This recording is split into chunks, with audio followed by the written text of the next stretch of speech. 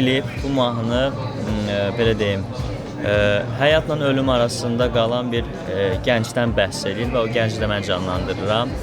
Bu arada mahnı haqqında qısa məlumat vermək istəmirik öncə. Mahnını mənim dəyərli müəlliməm Esməldə xanım Hüseynova yazıbdı.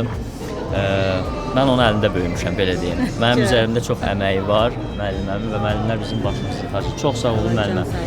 Bu klipi əslində başdan sona izləməmişəm, amma qısa kadrlar izləmişəm və çox belə həyəcanla, həqiqətən ətim biz olmuşdu ki, bu necə gözəl bir aktyorluqdur, bu necə mahnı ilə uyumlu bir klipdir, həqiqətən çox gözəl alınıb. Siz də az sonra izləyəndə bunun şahidi olacaqsınız.